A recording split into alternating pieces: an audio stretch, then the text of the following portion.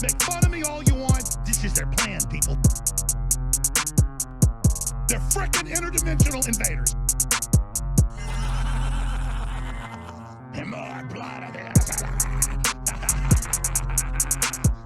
More blood.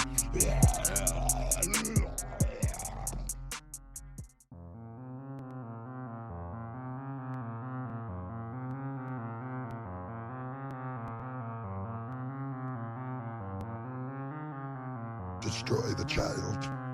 Corrupt them all.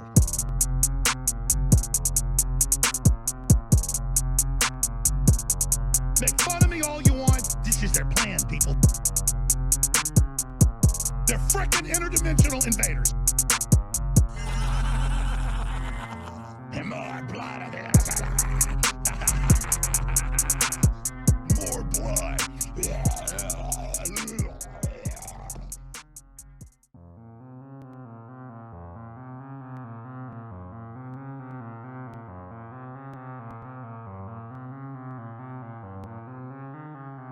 Destroy the child. Corrupt them all.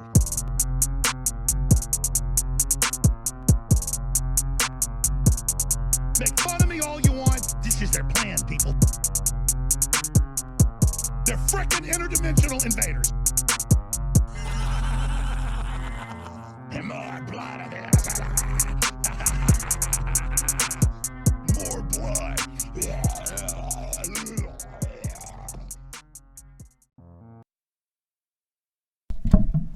Boom. All right.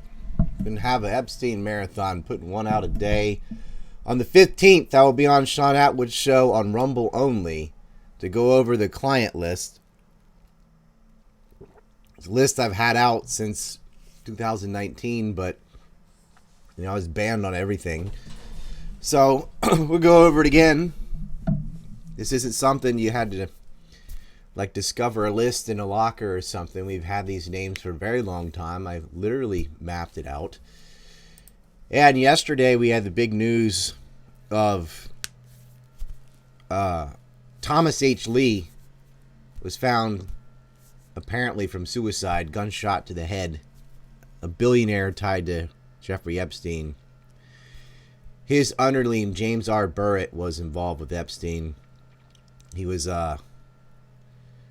working for Lee. Tommy C. Lee is gone.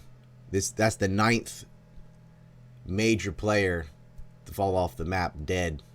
You've got 8 new names in the addition of the 164 names we already have who are gonna get released. I'll be going over that too on the 15th. We'll go over everything as much as we can pack in the time that he has. But we've been over a lot of this.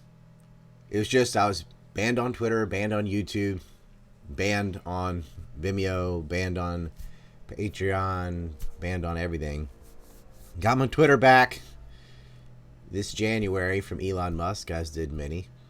So now we can finally cover some of this news. Burritt was the managing director for alternative investments for California insurer Pacific Life, and he worked for the a hedge fund for Mr. Lee.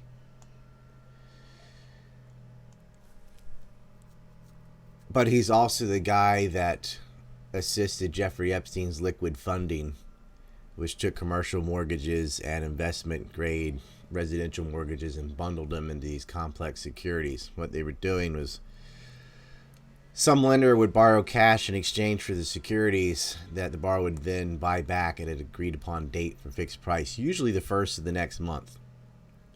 It's a way of shifting debts off your ledger temporarily, so then the rating agency can come in and say, oh yeah, you're clean.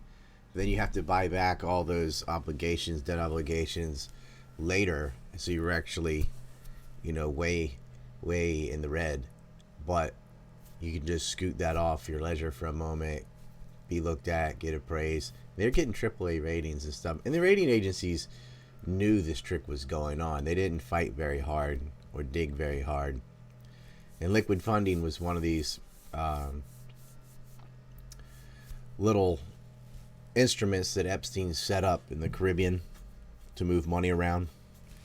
But that's just another name. James R. Burritt helped him with his white-collar crimes. He worked for Thomas E. Lee, who was probably suicided.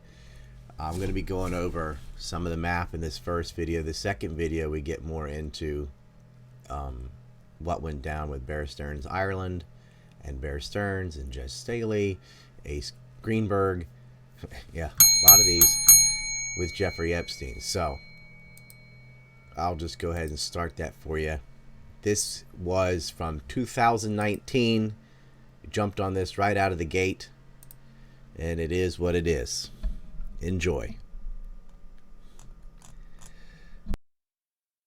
Right now, we have Ryan Dawson. Everybody's been sending me this video about Eric Weinstein and what he's saying, these unanswered questions. I watched Ryan do a video where he answered the questions, and I was blown away by his level of knowledge. Over the months, people have sent me some of his stuff. I've dipped in and out of it. And today, with Epstein being out of the news because of everything that's going on around the world, it's been on the back burner for a lot of people, but Ryan has took it to the next level. I would say right now he's at the Whitney Webb level of knowledge on this subject. Thank you for agreeing to this, Ryan. Could you just tell people who you are and how you came to research Epstein? Yes, I've been writing about Epstein since 2007, and I won't say anything bad about Whitney Webb, but anyway, yeah, I'm not one of these people that started writing about it last July, put it that way. And yeah, I've been doing my maps and things, and I had 2 strikes on YouTube last July, and so I was only able to put up a couple videos about Epstein, and a lot of people nabbed my work and put it all around, including QAnon and others, blatantly plagiarized what I was doing. And I was unable to defend myself or put up any future videos on my own channel, but I did go around on other channels and talked about it. 4 out of 5 of those have been deleted completely. So I hope nothing happens to you. What got you interested in Epstein in 2007? Him being arrested. Okay. And I had people on my forum in the Florida area who were talking about it. And honestly, when I don't remember if it was before or after he got arrested. Actually, I had to go back and look. But this is not the only pedophile ring. There was the Dream Boys, and before that, there was the Finders cult, and there was a lot of this happens. Sadly enough, I mean, there were even in wartime. I mean, in Abu Ghraib and others, there are torture prisons and DynCorp and even Blackwater. They get involved in this human sex trafficking, and states get involved in this. Saudi Arabia and Israel in particular, which will end up very deeply involved with Epstein too. And so it's hard for me when I hear a claim, is this somebody seeking attention or is this real? Because it's so bizarre what was going on, right? And you see something on an internet forum and I'm like, why are you telling me? How desperate do you, why don't you tell the police or something? You know, that was so naive, right? But why aren't you going to the authorities? And the problem is, like, they're paid off or they're the ones doing it. And so we talked about Epstein. We were talking about his cohorts. We talked a lot about Maxwell's father and stealing promise software, because I do a lot of digging into the Israelis and into the mafia, as you do. I've seen your videos with Johnny Alite and others. And so you see these webs, and I'm not shy from conspiracy. I don't dabble in the Jonestown variety, what we call Alex Jones variety. That's not my cup of tea. But Eric Weinstein is more the type of conspiracies that he digs into. That's more of the grown-up version, you could say. And so I think the video you're referring to is one where he asked a lot of great questions with a British interviewer, and I was kind of shocked that he didn't know the answers, or maybe he does know the answers and it was a dog whistle. That's a possibility. But I thought, well, I've had these answers out for a long time. But the problem is, if you didn't catch them right away, I disappeared for a few months. I had to physically go to Ireland and go to Google headquarters in person, because you can't reach a human being, to get my channel back and restored.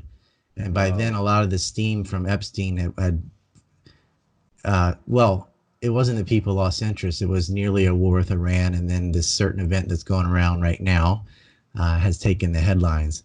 But I'm still very angry about it. And I think a lot of people are interested in this story and want to know what happened, because this is a lot deeper than just some wealthy guy who was a pervert. This was an intelligence operation, and we have evidence that it was an intelligence operation, and we know the players, and there are still people who could be subpoenaed. We know where Dershowitz is. We know where Prince Andrew is. We have well, when I say we, some of us know where Ghislaine Maxwell probably is. Well, that brings me to one of the Allen, questions. others, right? That brings me to one of the questions that Weinstein said, was that, you know, she's obviously got a passport, at least Right. one, maybe more. These passports have to be documented as they go in and out of countries. Why has there no information been forthcoming from tracking the passport? And what was your response to that? Well, I think that's a great question, because that seems like such an easy thing to do if you're naive enough to think that the mass media is actually free and would be able to report on such a thing. When it comes to crimes done by a particular element, whether it's using stingrays to spy on the White House as recently as last year, or Stuart Norzett, or Keith Wiseman and Rosen being caught in a giant spy ring with AIPAC, with Lawrence Franklin, these kind of things, or any of the lies that led to the Iraq War from a particular group of neoconservatives in the Pentagon that blatantly lied about weapons of mass destruction. How come no consequences never came for any of that either? And how come there were no names given, and it was never really explained to the public exactly, well, who told us about yellow cake uranium from Niger? And who wrote these myths about anthrax and a meeting in Prague that never actually took place between Mohammed Atta and senior Iraqi officials, where they passed anthrax to him, which was witnessed by Israeli security forces. Of course, it wasn't witnessed by Israeli security forces because there was no meeting, and Al-Qaeda didn't send anthrax, and neither did Iraq. But you can trace this back to individuals, and they had jobs, and they have names. I hate this. I really hate when somebody does this nefarious renaming of the word they by just saying, oh, New World Order, or the elite, or the deep state, or globalist, or, you know, pick a term. They have names and we know who it is, but anytime when it comes to organized crime, when it comes to the theft of nuclear weapons from the United States and stealing uranium from Apollo, Pennsylvania, major things, when there are attacks on American sailors murdered on the USS Liberty, whenever it involves the Israeli state, the media shuts up about it. So when you find a major story, when Weinstein said we tripped over something big, like the Mega Group or the Sonborn Group, and we don't know what it was, yes, you do. You know who it was. And because it's the only place in the world that could get away with such a thing and not have it blow up in their face in the media. If you want to get away with a crime, involve the Israelis. And the US and the UK media will leave you alone. Do you think she's in Israel? No. Where do you think she is? I think she's still in the United States. Really?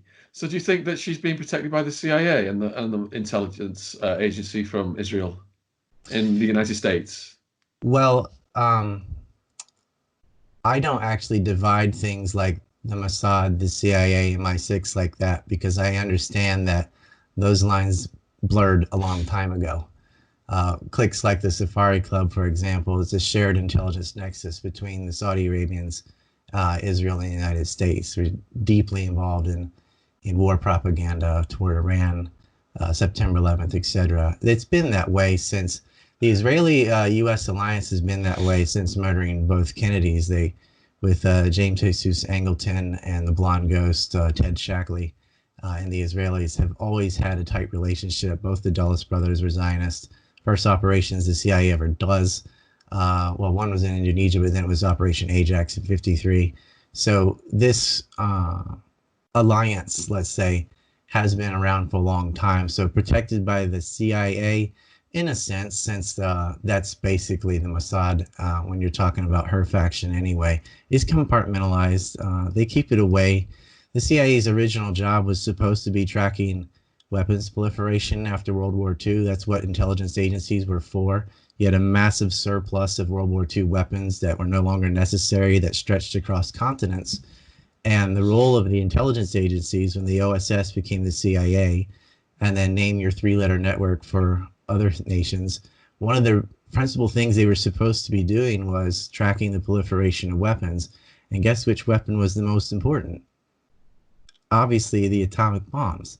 And yet Israel stole them from the United States. And it was known, and the CIA knew, and we have Senate testimony of the fact that they knew, and yet nobody prosecuted them. And that was because it was a very politically sensitive thing to do after the Holocaust, to go after some of these groups. And so they got more and more emboldened, more and more embedded. And what happened, instead of tracking weapons, is what happens a lot with organized crime, even when it goes to drugs like opium or even alcohol during Prohibition, is the people who are supposed to be policing it get in the job of selectively allowing the flow of drugs, arms, etc. And that's what happened with the Mossad and the CIA. They have been transporting arms, people, and drugs since their inception. So, what basis do you have to believe she's in America? Because that's where she has the most contacts and allies, and it's actually even safer than Israel. I mean, it being in the United States, and it would have been hard for her to leave. Plus, the last information we have, because it would be rolling the dice to take your passport and just scat on your own anyway. And so when she closed down her Terramar Oceans charity, which was a money laundering front the whole time, that was from within the United States, and we have her tax records on that. We have it actually goes back to Frank Gustra and the Clinton Foundation, and she has a lot of allies in the United States, all the way up to former presidents, and so she's well protected here. Or when I say here, I mean my home country, the United States. I'm actually doing this from Japan. She's definitely not here. She's well protected with a lot of people, and most of the mega group that was, which is short for mega donors, which is where Epstein got his financing from, is in the U.S. and Canada.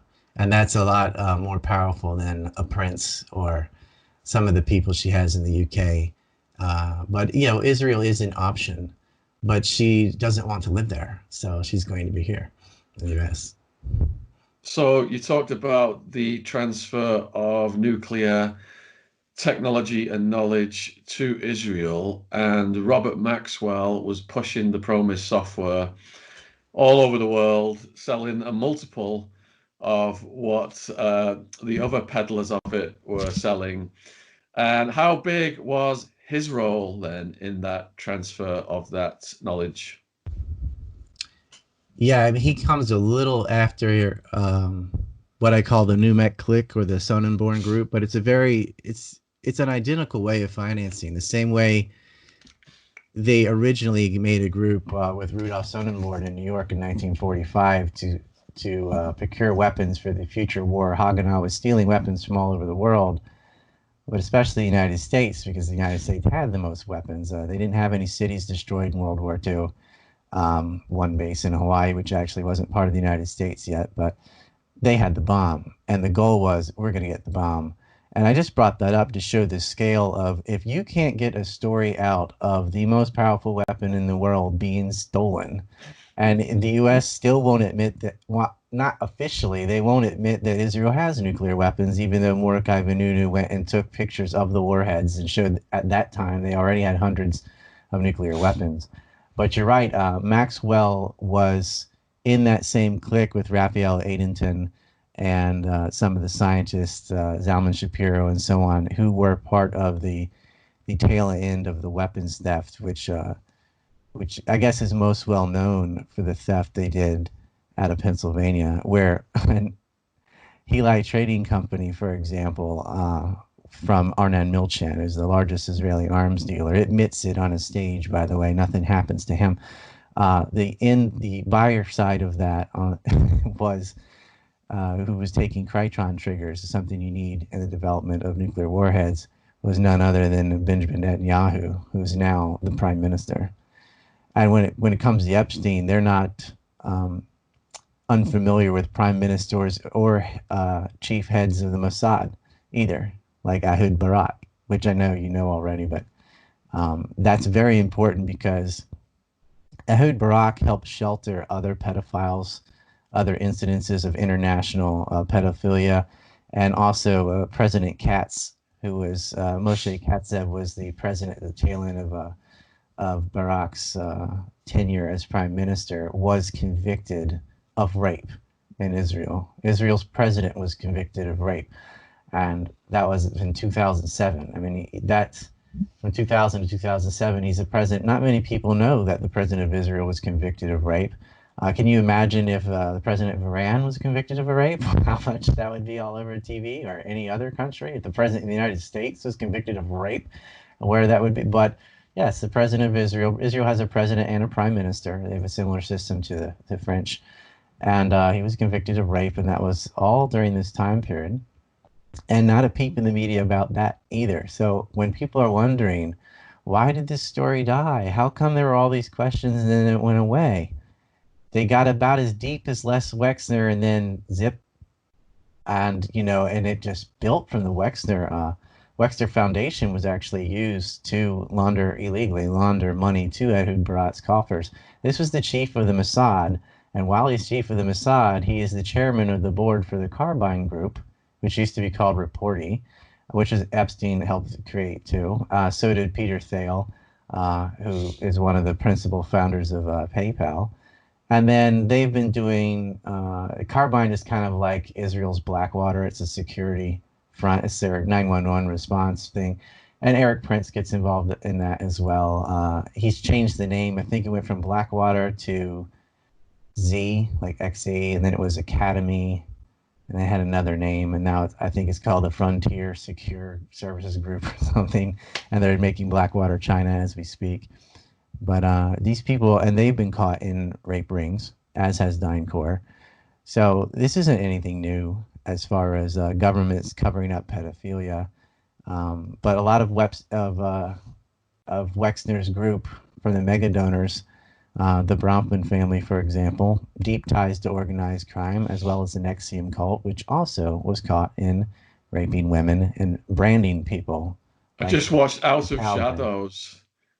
Have you seen it's going around right now, Out of Shadows? My former psychology professor sent that to me today, but I didn't have the time to look at it. I watched it yesterday, and it links Epstein, NXIVM, and Pizzagate. It has all that towards the end. It's quite good. Yeah, I mean, Claire Bronfman actually already admitted to trafficking young girls in the NXIVM cult, and Edgar Bronfman Sr. is the president of the World Jewish Congress, and Charles Bronfman, of course, is the chairman of United Jewish Communities, which that would have United Israel Appeal, United Jewish Appeal, and the Council of Jewish Federations. And I don't want anyone to get the wrong idea that they can write the word Jewish in their name. That doesn't make them speak for an ethnic group. These people are Jewish supremacists. It's the same as, wow, are you so shocked that white supremacists are white and black supremacists are black and a lot of Jewish supremacists are Jewish? But, that is a subset of a larger category. I don't want anybody confusing that. These people have loyalty to a state, which is the state of Israel. And it can call itself the Jewish state, but that doesn't make it so. All these people are out of their minds.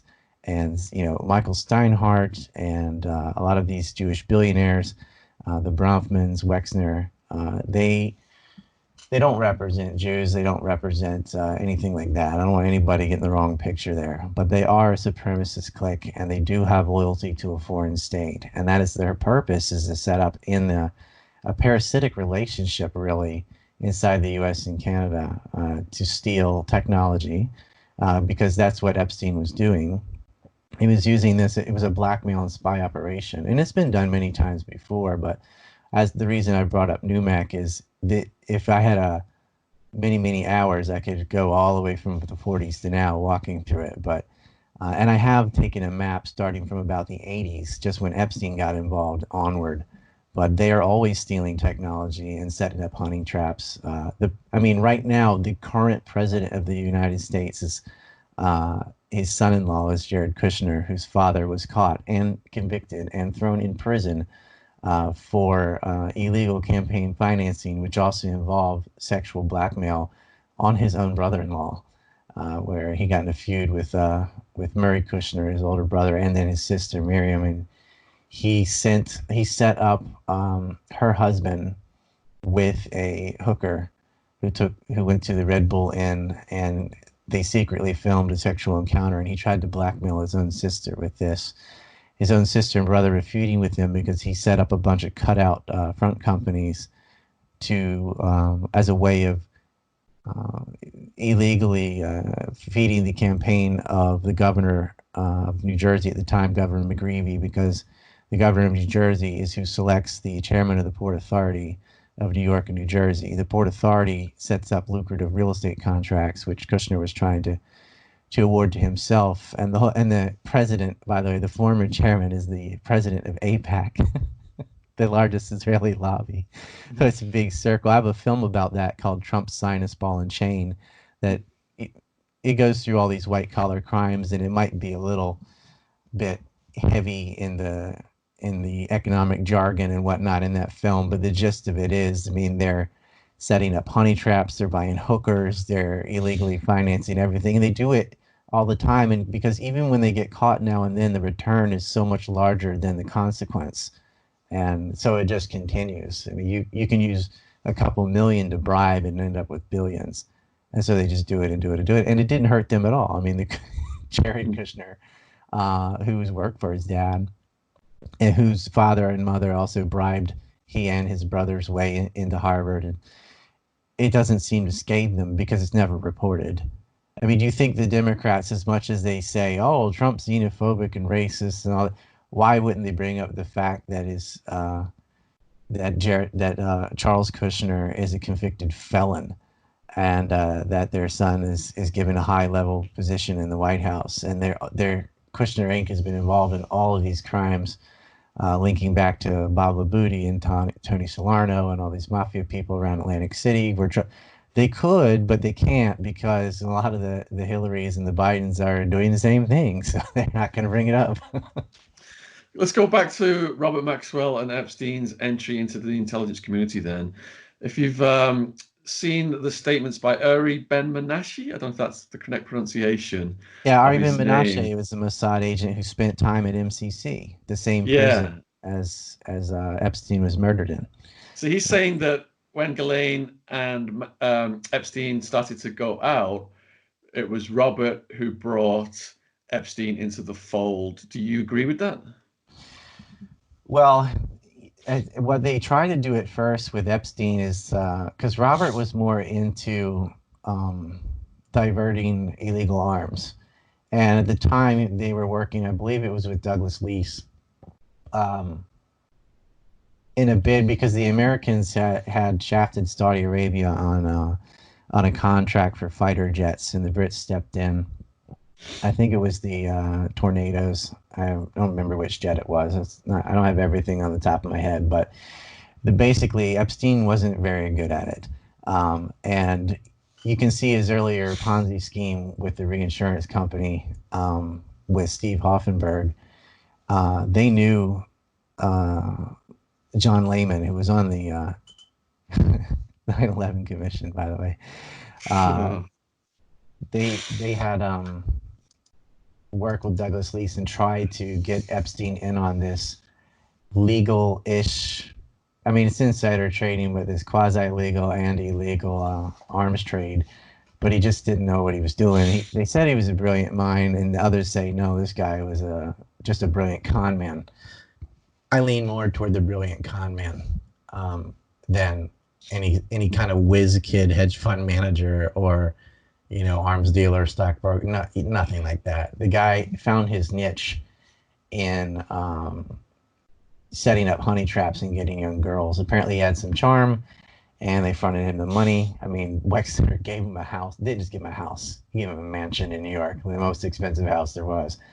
And he figured out, with Jean-Luc Brunel in MC2 modeling and other modeling agencies in the United States, that this, rather than the traditional feeding ground of orphanages or putting up false advertisements in Eastern Europe and taking advantage of the desperate situation there after the collapse of the Soviet Union is how they got a lot of young girls who wouldn't be known, who were attractive, that they could use in these rings. They set up modeling agencies, and the level of degeneracy worldwide had reached the point where it's perfectly okay to take 12-year-old models and stick them in nearly naked ads and things. And they plastered them all over Les Wexner's businesses and Abercrombie and Finch and whatever. You have 15-year-old. It's like, okay, they're not naked, but it was sketch. But it's a way of saying, look, you got a grown man with a house full of 12 to 15-year-olds. And that is something that Jean-Luc Brunel was able to do to help as almost a farm to find, to purposely hire the compromised and then get them to the United States or to the Caribbean. And then, of course, everyone knows the story, what happened to them, unfortunately, from there with Ghislaine Maxwell and Jeffrey Epstein using them, raping them and using them as honey traps. And I would also add kidnapping some of them, and some of them lived with them and had nowhere to go. They took their passports away. Ghislaine, on many occasions, threatened to kill them. That's a famous incident with Mary Farmer, for example, who says she was forced to have sex with Alan Dershowitz in Les Wexner's house on his property. And right afterward, she has 2 cell phone messages from Maxwell saying there's a lot of ways to die on the West Highway, alluding to shut up or we'll kill you. These people were monsters. But I'd like to point out, too, that Epstein's brother, Mark Epstein, has a lot of property in the New York area adjacent to the Wexner rape house where a lot of these models were housed. And he may have been in the I don't want to know, I don't want to look, but his properties were housing a lot of these young girls. And this is often a place that people like the Prince Andrew and Ehud Barat would go and visit, spend the night.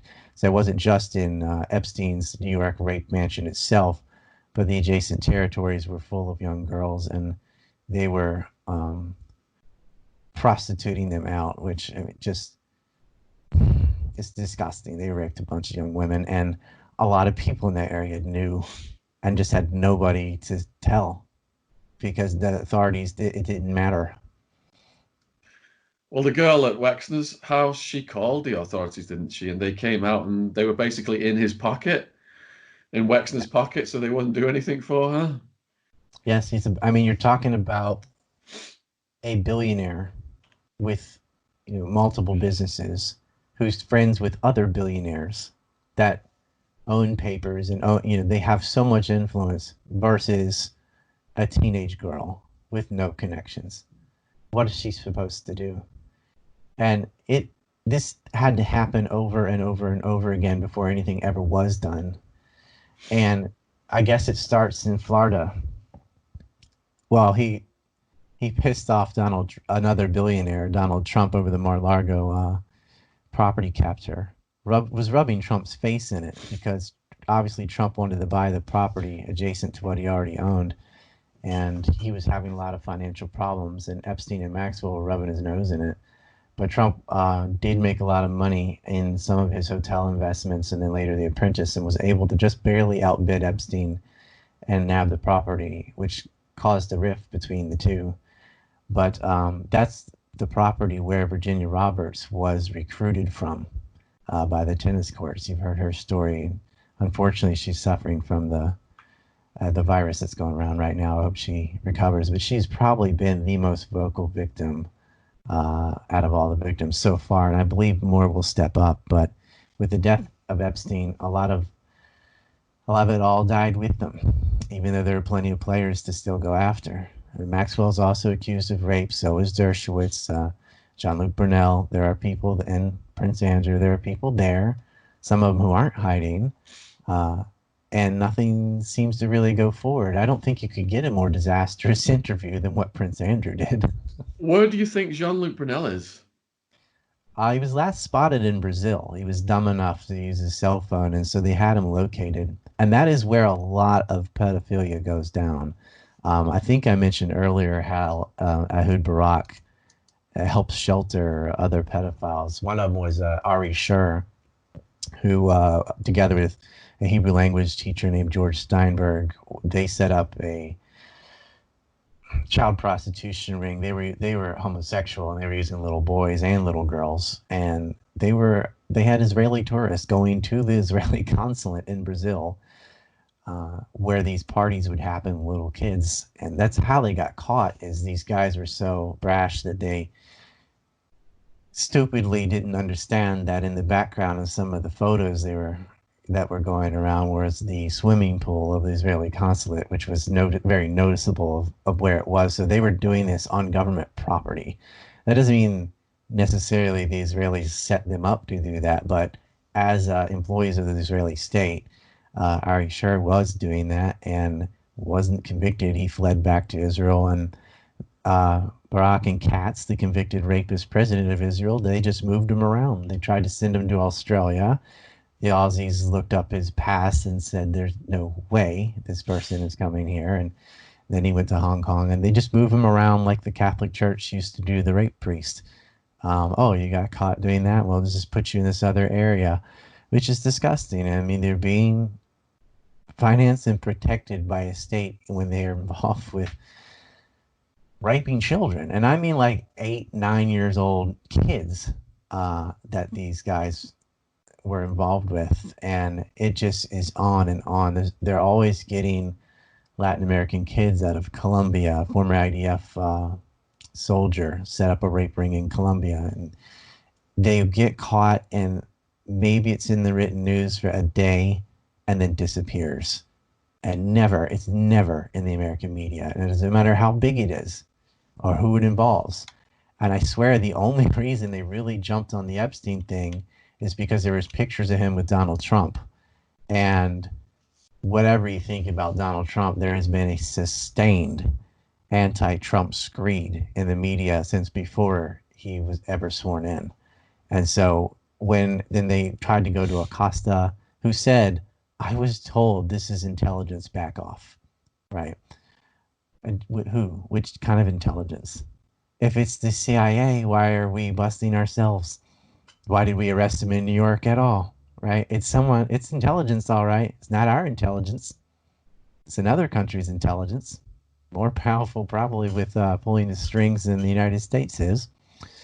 But he was told to back off, and Barry Kusher, that gave him the sweetheart deal in Florida, was, a recipient of award winner for the ADL, as was Alan Dershowitz.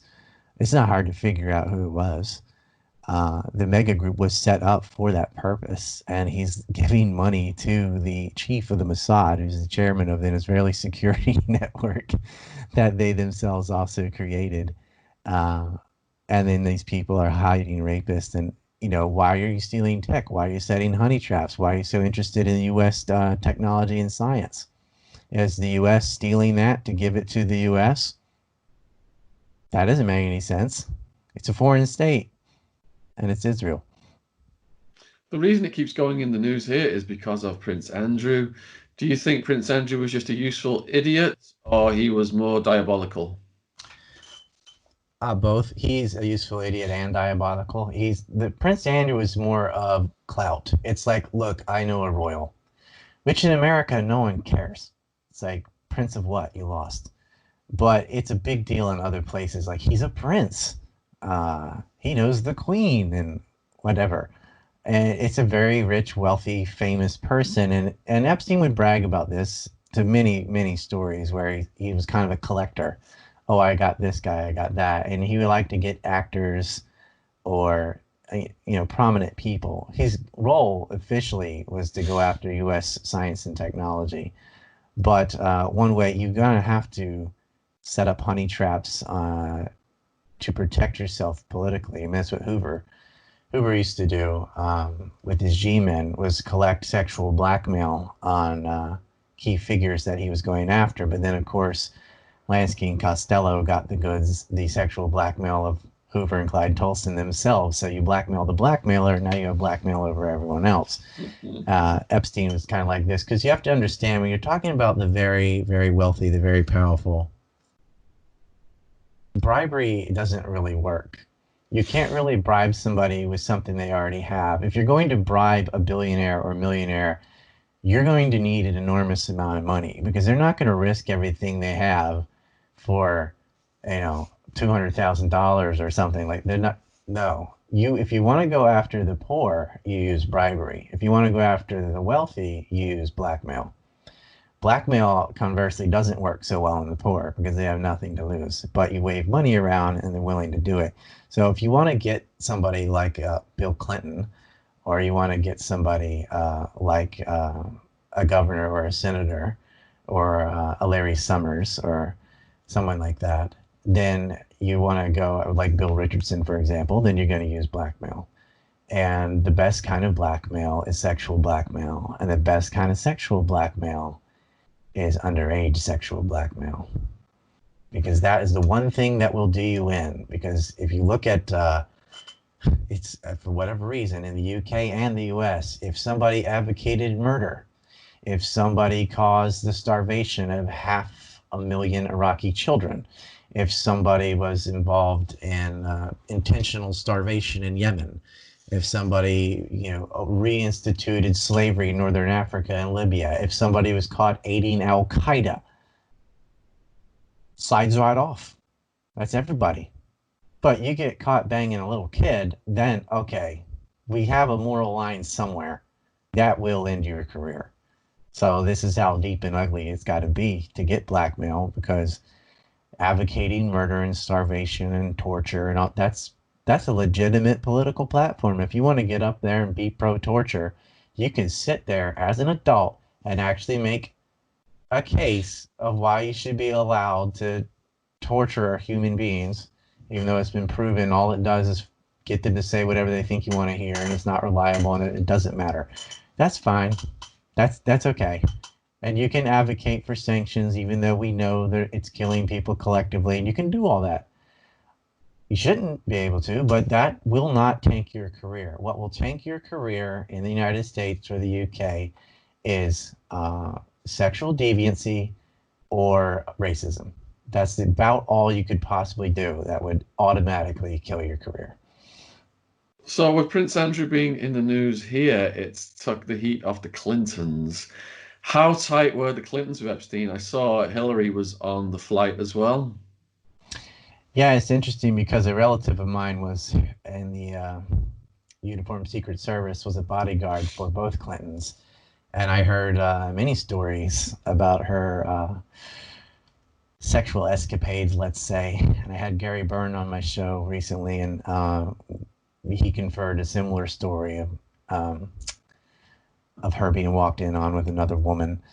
And so she's not as well known as Bill, because Bill actually was the president, unlike Hillary. So he got a lot more attention from the accusations of rape going all the way back to when he was a governor of Arkansas and beyond, during the Iran-Contra scandal, which he also assisted in. Iran-Contra, by the way, was not an event where the Israelis helped the U.S. by selling contraband to Iran. Israel had been getting contraband out of Nicaragua and aiding the dictatorship there since the middle of the 70s. Somoza's grandfather, by the way, helped smuggle and divert weapons out of Nicaragua to the Israeli state a generation before, so they owed them. But Bill Clinton was very well known as a not as a pedophile, but definitely as someone that couldn't, keep his willy in his pants. He really liked the ladies, and so it was a simple target to honey trap Clinton. And I don't think he was just on the plane making peanut butter and jelly sandwiches. Let's just say that. The best troll ever was Donald Trump bringing Clinton's rape accusers and putting them in the front row of his debate with Hillary, so she had to look them in the face the whole time. Yeah, I saw that. Mm-hmm. That was a hell of a power play. Yeah. And Clinton deserves it. He was coked up, abusing women. And you mentioned earlier how the president of Israel had a rape conviction. Well, Clinton would have had one if it wasn't for his resources, connections, legal team, out-of-court settlements, non-disclosure agreements, and being fully backed by the CIA, protecting the cocaine operation of Bush and Oliver North. And they Which tried to involve a lot of their own security personnel um, in Northern Africa, for example, where they'd buy hookers for everybody and try and it was pure debauchery when the Clintons got into the White House. They brought it into that kind of sacred area. They brought all of it there with them, and the kind of people they're hiring and the kind of people they had been associated with all the way back to their mafia days in Arkansas. It never skipped a beat, and so it wasn't surprising at all. I mean, Clinton pardoned Pincus Green and Mark Rich his final hour in office, and Mark Rich was a commodities trader for Glencore and famous for a lot of crimes. Officially, he was on Interpol's most wanted list for tax evasion in the tens of millions, and his wife financed Hillary Clinton's Senate campaign, by the way. But they were also involved in human trafficking, and so and that actually ties to Norex and Gregory Lukachansky was in the Russian mob, and it's all they pick a crime, they did it with the Russian mob, including narcotics, illegal smuggling of weapons, uranium, and human trafficking. And so, Mark Rich, Pincus Green, these guys in the Russian mob, they're all tied to the Clintons. So is Louis Libby, even, ironically. I mean, Libby was Mark Rich's lawyer, and he was the chief of staff for Dick Cheney. And he wrote a book about pedophilia, rape. He had underage Japanese girls being raped in a cage by a bear. So you can include bestiality on top of pedophilia. His defense was set up by Mel Sebler, by the way, who was part of the Niger forgeries with Michael Ledeen and Bonhoeffer, both of whom were part of Iran-Contra with the Israelis. So it's just a big circle, isn't it? Yeah, and Clinton pardoned his own brother, who was buying coke and dealing coke, and said that Bill had a nose like a vacuum cleaner. And Dan Lasseter, who was laundering the money. Do you think some of Epstein's money then was drug money? They were doing drugs, so I mean, he was involved in it, but most of his money, he got money because of his theft. And so he wasn't really a drug czar so much. But some of the people he was partying with certainly were. But was he moving? I mean, was he moving drug money around for the CIA, kind of like Dan Lasseter laundered money, through Arkansas? Yes. Okay. As far as the money laundering section, yes, absolutely. He wasn't the guy selling the narcotics, though. Epstein was more the one cleaning the money. And I don't know if you can see this map behind me. I don't know if it comes up big enough. Well, that's all right. We could put it on the screen, perhaps. Sure. Everything I'm saying, by the way, I know I'm like running through this shotgunning information, but I have gone through the details and sources of what I'm saying in these sort of walkthrough map videos that I make. I don't know what to call them, but somebody gave me the map software, and I just had a good time using that. The link to Ryan's channel is in the description box, so I urge people to go over and check his videos out and subscribe. Oh, thank you.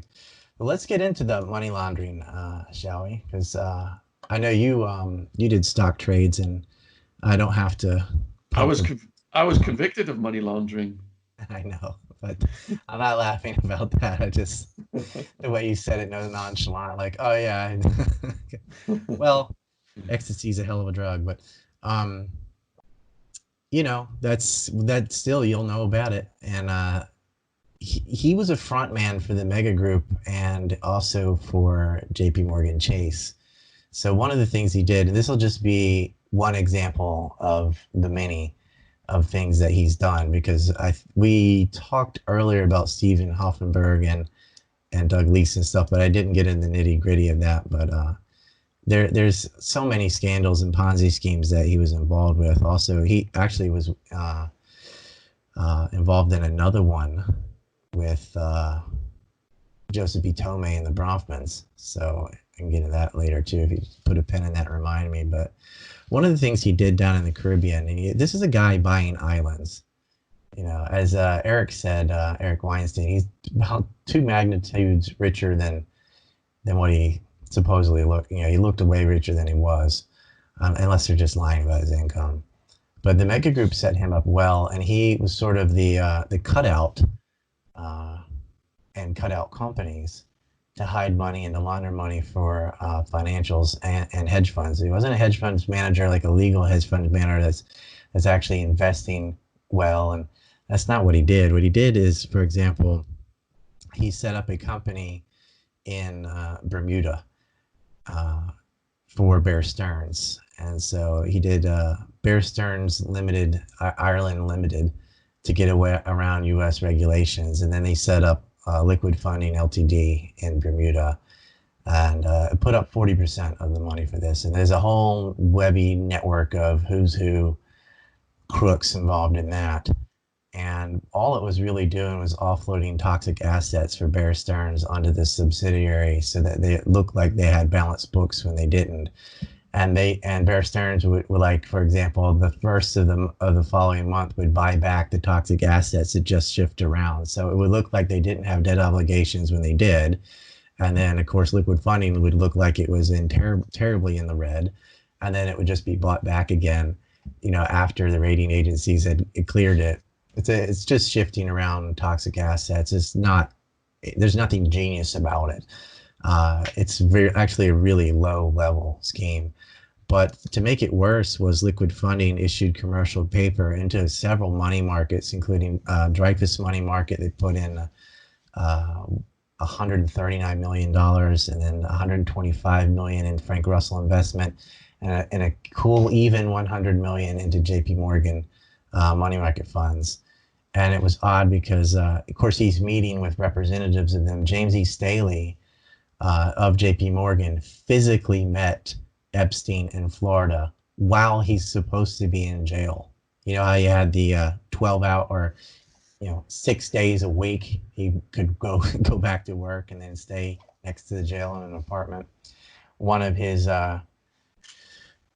working holidays, or I don't know what you could say, was, working from home, still continuing to rate meeting women. He met with Alan C. Greenberg and James E. Staley. Why you can't just call the guy on the phone? Well, we know why. You want to meet in person. We all know. And he had plainclothes police screening his guests. They called him. They called him their not boss. They weren't calling him the prisoner. Put it that way. Daddy. Yeah, we probably could.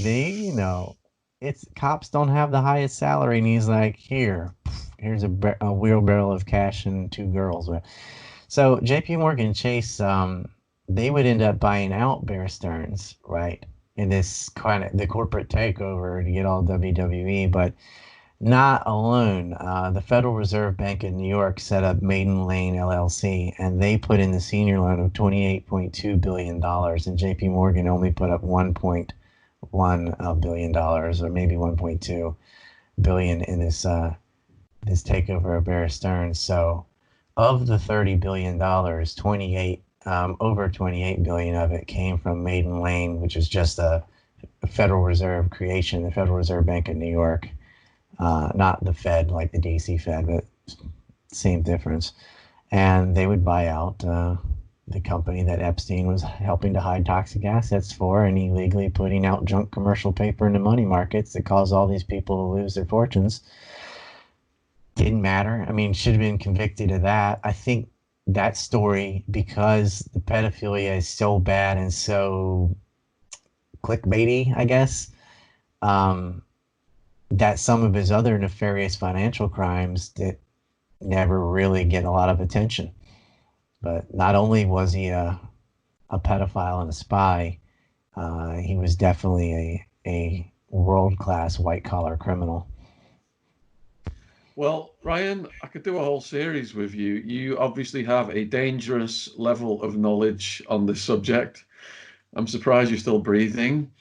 I've probably forgotten a lot because I had to spend so much time trying to get a channel back. I was banned from PayPal. I was banned from Twitter, banned on Facebook, 2 strikes on YouTube, had my channel erased 4 times. kicked off a Stripe and gotten it back again, kicked off a Streamlab. I've been banned on Vimeo. Like, I cannot get my information out there. And it also ticked me off that a lot of people were just stealing it, you know. And I'm like, go ahead, but why not give credit where you got it? Like, how hard is it to just put someone's name on something? That's just lame. What was the YouTube strikes? Well, I had already had, I have 4 times that had happened. The most recent ones were silly. I mean, I had one called Palestinians Are People Too, and I got a strike for that. I don't know why. I mean, they were like rubbing it in with that one. Like, you're not allowed to call these people human beings. I didn't get the strike on the Epstein video. The map videos were allowed because I put them private and or unlisted and would kind of share them selectively or do them on another channel. But the other channels that I did my map videos on were all of them erased. Like, not just the video, the whole channel was erased. So on my YouTube, I have the kosher version of, but the real deep thing I do like one-on-one because I can't risk it. I can't risk losing my channel again. But yeah, I had to spend a lot of time on the defense rebuilding stuff I already had, and physically I had to pay to go to Ireland and go to Google and get my strikes removed and come back and then Hold on a minute. self-censor. I find that's fascinating. You flew to Ireland Yeah, and got your from Japan. I mean, you just show up at Google's office and say, "Look, here I am. I Well, want to speak to someone about this." What? Take us through that. Oh, I did more than that. These bugmen don't like consequences. They like to just be like, delete, cancel culture. I ain't, I'm very alpha, and I'm like, if you don't answer me, right, I don't want to spend thousands of dollars and go to another country and not know whether it's going to work or not. Did you fly from Japan? I did. Holy shit, man. I had like 90 people with me. I went to Dublin because I could go to Texas or Ireland, and they're about equal distance from me. And I've been to Texas before, and I'd never been to Ireland. I'm like, I'll go to Ireland. I stopped in the UK and joined a pro-Julian Assange rally while I was there. It was the anniversary of the death of John McCain, and I got on the microphone and just lambasted John McCain and yelled in the middle of London that Prince Andrew was a rapist and all that. And then the next day, I went to Ireland. The Irish were waiting for me because I had some fans there.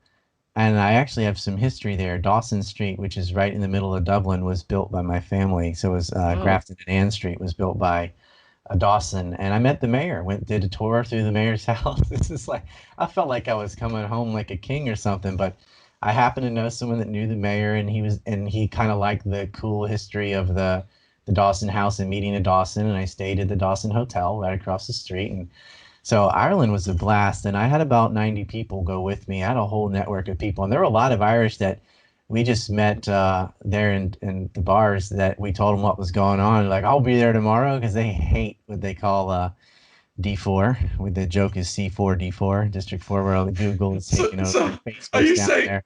Are you saying you showed up at Google's office with almost 100 people? Oh, you got to see the letter I got. This is awesome. So I have been trying to reach a person to say, you're saying I have hate speech or whatever, this just means truth speech. They're trying to say this the whole time, and I'm trying like, this video does not break your terms of service. You say it does, but it doesn't. And it was, I mean, you should see the stuff. I put all the videos up on BitChute. Like, there is absolutely nothing wrong with them. And one of them was just a montage. Oh, you'll see. I'll send you all the stuff. You can play it later or whatever. Well, maybe you shouldn't because it's on YouTube, but you can see it and attest that, okay, you're breaking the rules. So I did not get hold of a person, right? And I was like, you can't just call someone. You can't just call YouTube, right? You can't just call Google. They give you a representative, but I can never really stay above like the 50,000 followers mark, because then I always get up to around there and get erased to 0 again, right? So, and I'm around that right now. I'm, I think, about 55 or something. And so I used to have a huge channel back in like 2008. I got erased in December. The day the ADL partnered with YouTube, I was the first person gone. So I got up and I was like, you know what? I'm going to go do what the only thing I know is to go show up and see if I can talk to a person and tell them about my channel because I got nothing else to lose. When I was in Britain, I suddenly get an answer. This is creepy too. I get an email from YouTube, from Google actually, it was the same thing. And it's like, hi, I'll screenshot this and give it to you. I'm so and so, and we know. I didn't say it on my channel. I said it everywhere else though. We know what you're planning on doing, and you should not show up at the headquarters in Britain. If you do, your channel will be permanently removed, and blah blah blah blah blah. And it was as soon as I got off the plane. So like they knew that I wasn't just talking trash, that I had gotten on a plane and I was in London. In the moment I got to London, because they knew my passport or whatever, bing, I get an email.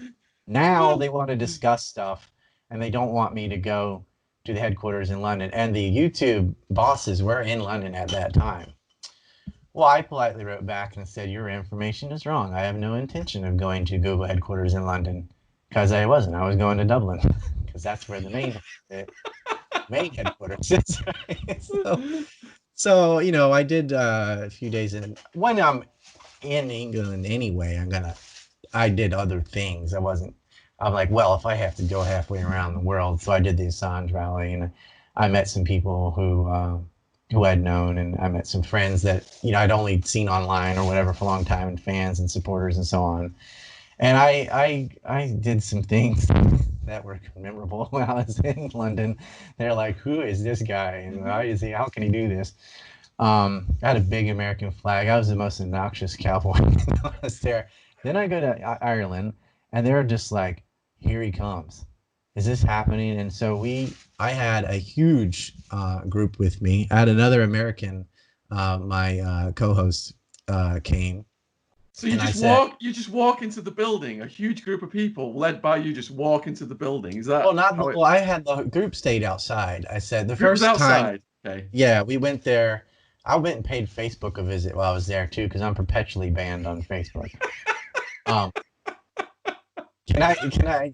I'll tell you what happened in Ireland. But can I tell you a quick Facebook story? Because your audience will like this. Okay. Do Epstein. So I'm also a kind of a Civil War buff historian, and I had an ancestor that actually fought on both sides. We're from the islands in North Carolina, and my family's American Indian and Irish actually.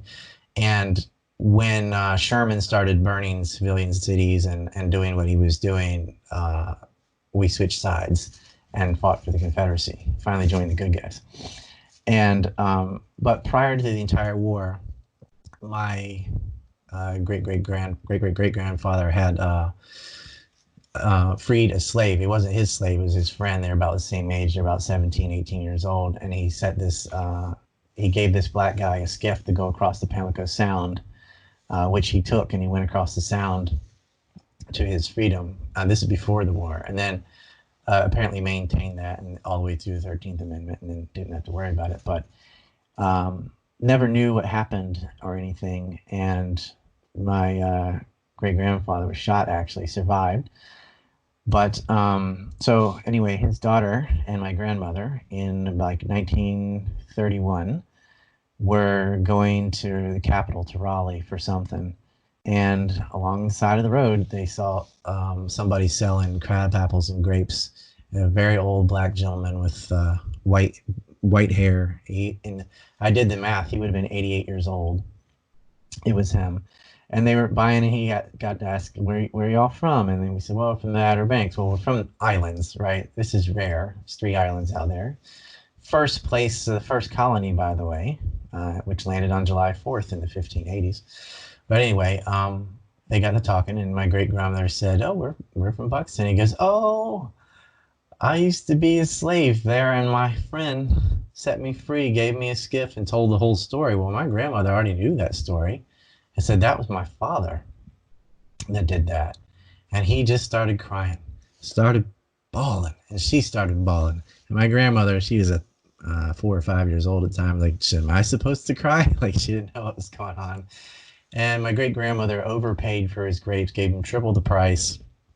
He was trying to give them away.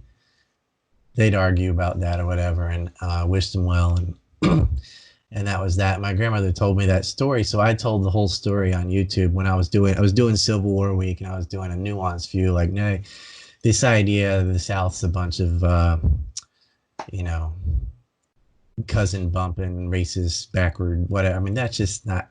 Come on.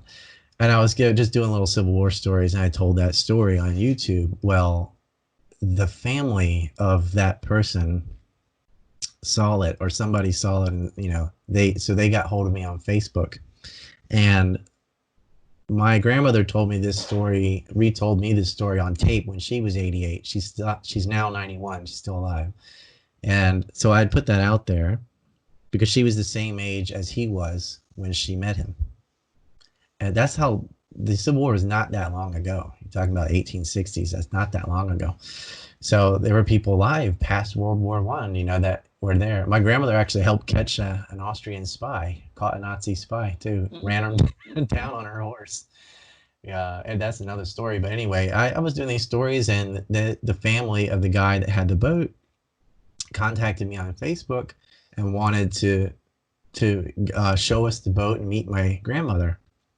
And I thought that was awesome. And I guess it would have been his granddaughter or whatever, they're similar in age. And I was banned on Facebook, so I couldn't reply. And I got banned for 90 days. I got 3 consecutive 30-day bans. And by the time I could reply, she had passed away. So they never got to meet, and and I don't know if she had any other relatives or what. And I had to dig through, because what happens when I'm banned is I get 900 messages from people that I can't answer. And I was like, where was that? Where was I? I know I saw that. And it was too late. So I paid him a visit while I was in Dublin. Just that wasn't even on the agenda. I'm like, oh, Facebook's right over there. We're going there too. So yeah, I went out and we had a huge protest. And I'm like, this is never going away, and it's gonna be all over TV. And if you can get me in front of a mic in Ireland, I will like, here's the videos they erase. And it's, I'm the one fighting racism and genocide and war and slavery, and because there is modern slavery in Libya, going after pedophiles and stuff. It looks really bad when YouTube's on the side of Al Qaeda and international pedophiles, and that would look terrible. Yeah, I let them know that. And I got in how did you let them know that? Because when they're like, what is going on? Because all these people were there, and they knew this is what happened is we sent our spies in first, because they had all these guards out there, and they had my picture, and they had my co-host's picture. So they're like waiting for me to come. I think they thought I was going to be violent or something. I was like, I didn't say I was going there to blow it up or something. I said I was going there to talk to a person, because I can't get hold of a person. And this is my life. This is my livelihood. And other people get banned too. And I'm going to be the guy that, pays them a visit. Not the way, the lady did in California or anything. But so they knew. So I knew that they knew, because I sent the Irish guys went in there first. People I'd not met till yesterday. And they communicated. We had our own little network and say they're out there and they've got your picture. They're waiting for you. I said, okay, we're going to come around this direction and do this. Anyway, it was like fun, and I was pissed at the same time. I'm like, they were all excited, but I was being serious. Like, I wanted my channel back, and I wanted my strikes removed. And I was like, I don't want to cause conflict, and I don't need to do what I will do if I have to with the media and everything. But some of their engineers came out and talked to me, because they were like, oh, the security guys got all uppity and be like, oh, you need a pass and to get in here, one of these badges. I go, how do I get one of these badges? And I go like that, and they all start walking through the building, and they came out to me like, oh, he doesn't need a badge. I'll talk to you. Come over here. I'm an engineer. Da, da, da, da. And we had a long, common conversation. I gave examples. I'm like, here are the videos that are being removed. I do speak out against states. I speak out against governments, Israel, Saudi Arabia, etc. I don't conflate that with Muslims or Jews in general, and common sense stuff. But I think your robots are out there just flagging whatever. I gave them an out, like, oh, it's your algorithm or something. And all my strikes were removed, channel restored to good status, etc. By the time I landed in Japan, I had it all back again. But I still self-censor. But yeah, it was really Chad of people to to donate to that trip to get me over there too. And since then, I've been trying to help other people who got banned with their appeal process, because no one reads those appeals, right? It's not, they say a person reads, but nobody does. Like, I would do an appeal and 2 seconds later it would say appeal rejected. You couldn't have even watched the video in question in 2 seconds, much less made a decision about it, right? They just censor who they want to censor. And it was really bad around 2017, 2018, where they're like, we can't allow another 2016 to happen. Now, I'm no fan of Donald Trump. I mean, Donald Trump nearly started a war in Iran, gives money to Israel. He's awful. He does many bad things, but I dislike him for different reasons than the Orange Man bad crowd, right? But it doesn't matter. If you have any nuanced view at all, if you're not completely a hater, then they're going to get rid of you. And it's been proven disproportionately that conservatives, libertarians, anti-war activists, etc., are targeted on YouTube by algorithms, etc. And so, and then one of the most taboo things you can do, getting on their radar, is to do a deep dive on Israeli crimes. They don't like that. And Wow, I used man, that's so inspirational to hear what you've been through. And I reckon people watching this are going to be really motivated to go down and click over to your channel and help you get those subscribers built back up. Oh, that would be And awesome. It'd probably be temporary, but you can do it. I would do it, and I would add my BitChute as well as a backup. I still use YouTube because that's where all the traffic is, but I mirror everything on BitChute. And anytime there's a video where I'm like, yeah, I'm not gonna be able to say that, then I just stick it straight to BitChute. So I'm going to put all your links will be in the description box below this video if people want to contact you on your socials, etc. And if you've got questions for Ryan, please put them in the comments section below. Let us know how you felt about this. Perhaps, like I said, I think we could do a whole series. If you've got questions, we could ask him if he would be willing to come back on.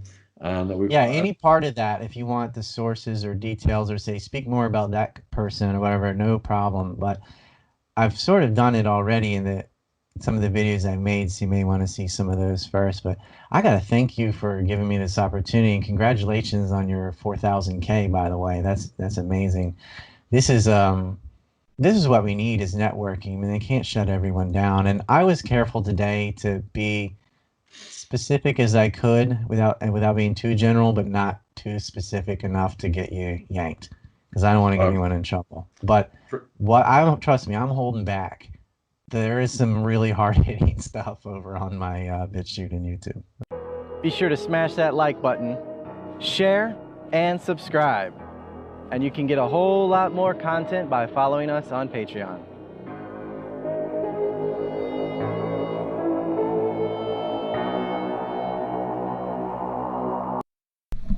Now, of course, they deleted my YouTube again when the Biden regime came in. January 2021, out. Didn't give me any strikes. My Patreon was also deleted because of this little snake named Gabe Hoffman just runs around saying, he's a Jew hater. He's a Jew hater. He's one of these people that gets people canceled for sport. And that's all it takes, because accusation alone is all you need to get somebody removed. Potato famine, smallpox, whatever you want to say. Part 2 of this, I mean, these were all up on Odyssey anyway, but part 2 will be tomorrow. I'm doing an Epstein video a day because on the 15th of March, I'm going back on Attwood Rumble only, so I don't have to worry about the censorship with YouTube. I don't have to hide my power level. And we're going to go over the map and the missing names and the whole client list if he gives me enough time. Because that's what people want to know, and this is still a hot issue. Listen, they were doing international kidnapping and rape of little girls, and this involves some of the most powerful men in the world. A lot of billionaires on that map. And we're going to go over them, and that's the client list. And if you want to purchase a map, which finances the research, and we're talking decades of research and a lot of money that I lost for getting into this stuff, please do so. Shopify, it's on the website, ancreport.com. Click on the store link on the top, get an Epstein map. You can get a Biden crime syndicate map. We've got a NUMEC map. And we've got the anthrax timeline, much bigger than this thing behind me. This is the mini version of that. Much bigger than this, too. I implore you to go do that because we need that. They've taken my Patreon, my PayPal, my AdSense, my Vimeo, my Twitch, they took my Twitter for 3.5 years. Twitter's the only social I'm allowed on. I'm not allowed on Facebook or Meta or any of that stuff. Can't have Instagram, can't have any of this stuff. They are scared to death of this information. They're scared to death when somebody's accurate. They don't care if you say kook stuff. They'll amplify that. But when you are dead on the target and naming names, they will cancel you. In even all the interviews I did with Shaun, they took his channel away. They gave it back again, but he had to remove all those videos, as well as others. So the record of that, which was on a big show, he had 400,000, got up to 700,000 on his channel, had to remove it. So every day on Rumble for this week and change, I'm going to put out a new Epstein video. Well, I mean, they're not new, but they're new for most people. They didn't get to see it. Please share these and get an Epstein map. And we got the big show on the 15th. And then later I'm going to be on with Sneeko again, Fresh and Fit again. Gonzo Lira's coming on, talk about Ukraine and some other guests. So we will see you then. Peace.